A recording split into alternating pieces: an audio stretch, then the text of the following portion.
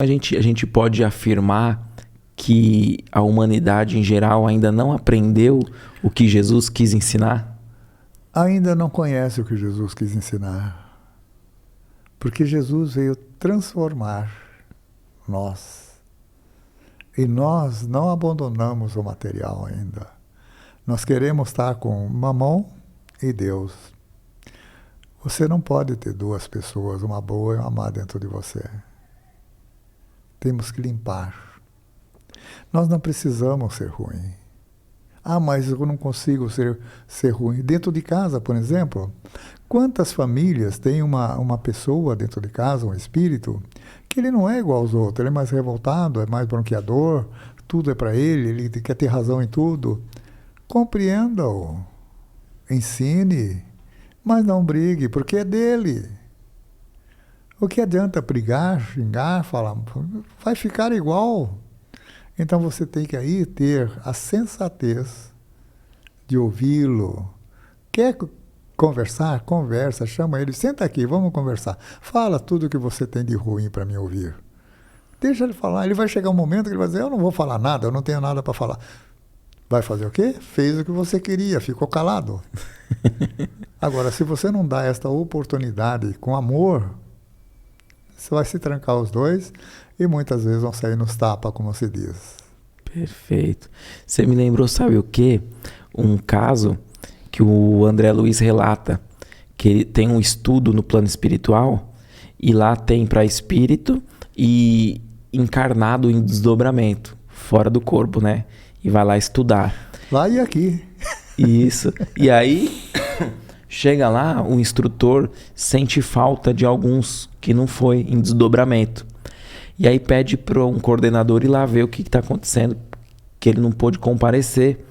E fala para o André Luiz acompanhar, que vai ser uma lição muito rica, né?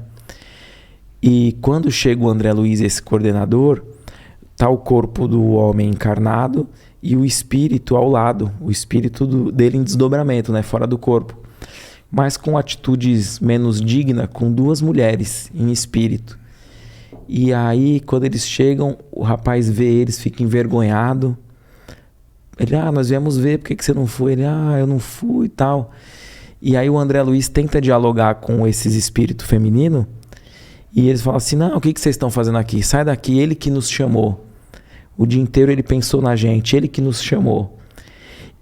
E o André Luiz começa a querer discutir, convencer e tal. E esse mentor dele, o coordenador, falou, André Luiz, se contenha, fica tranquilo para você não entrar nessa vibração.